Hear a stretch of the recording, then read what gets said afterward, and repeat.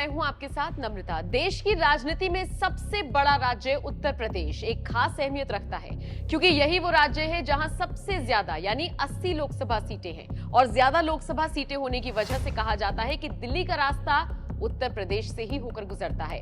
यानी जिस पार्टी ने यूपी में सबसे ज्यादा सीटों पर जीत हासिल की, दिल्ली में सत्ता भी उसी की होती है।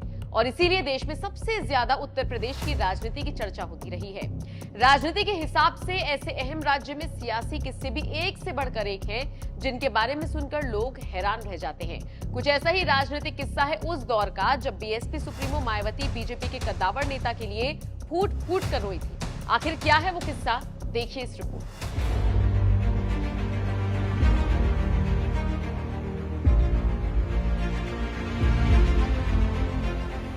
उत्तर प्रदेश जैसे बड़े राज्य की 4 बार सत्ता संभाल चुकी पूर्व सीएम और बीएसपी सुप्रीमो मायावती और बीजेपी के बीच किस कदर 36 का आंकड़ा रहता है, ये किसी से छिपा नहीं है।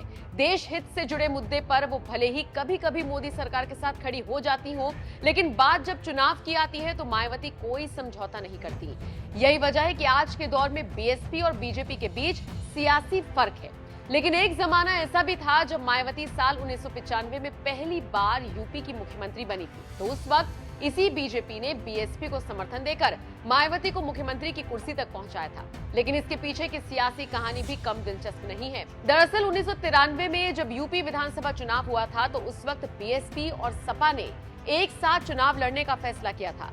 बीएसपी ने जहां 164 प्रत्याशी उतारे थे, जिनमें से 67 प्रत्याशी जीते थे, जबकि सपा ने 256 प्रत्याशी उतारे थे, जिनमें से 109 प्रत्याशियों ने जीत हासिल की। जबकि 1991 में 221 सीटें जीतने वाली बीजेपी 177 सीटों तक ही पहुंच सकी थी, यानी किसी को भी बहुमत नहीं मिला। ऐसे में मामला जब विधानसभा में संख्या बल की कुश्ती तक खिंचा तो यहाँ पर सपा और बीएसपी ने बीजेपी को हर तरफ से मात देते हुए जोड़ तोड़ कर सरकार बना ली और मुलायम सिंह यादव दूसरी बार उत्तर प्रदेश के मुख्यमंत्री बने।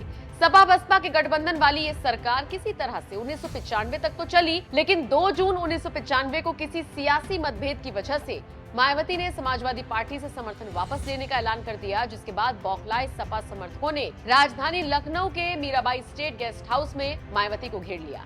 यहाँ तक कि मीडिया रिपोर्ट्स के मुताबिक इस दौरान मायावती को भद्दी भद्दी गालियां भी दी गई, उन्हें जातीय सूचक शब्दों से भी नवाजा गया।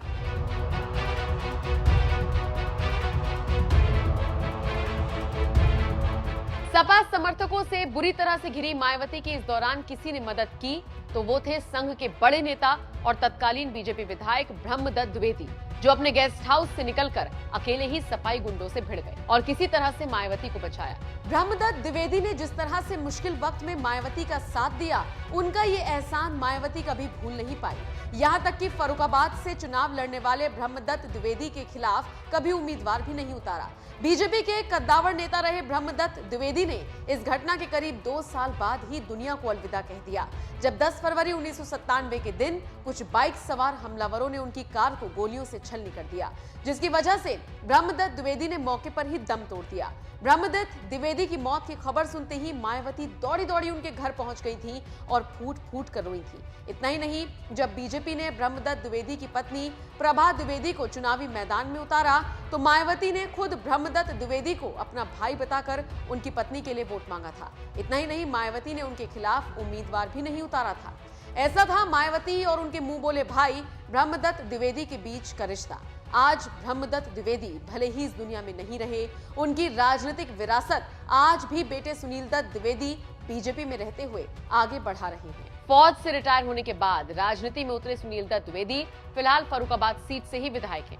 तो वहीं दूसरी सच्चाई ये भी है कि साल 2019 के लोकसभा चुनाव में मोदी सरकार को सत्ता से हटाने के लिए मायावती ने उसी समाजवादी पार्टी के साथ गठबंधन किया था, जिसके कार्यकर्ताओं पर गेस्ट हाउस कांड को अंजाम देने के आरोप थे। लेकिन सपा बसपा का ये गठबंधन भी मोदी को रोक नहीं पाया। वो एक बार फिर जीतकर सत्ता में लौट आए, जबकि चुनावी नतीजों के बाद सपा बसपा में ऐसी खटपट मची कि दोनों अलग हो गए। बहरहाल इस पूरे मामले पर आपका क्या कहना है? अपनी राय हमें कमेंट कर जरूर बताएं।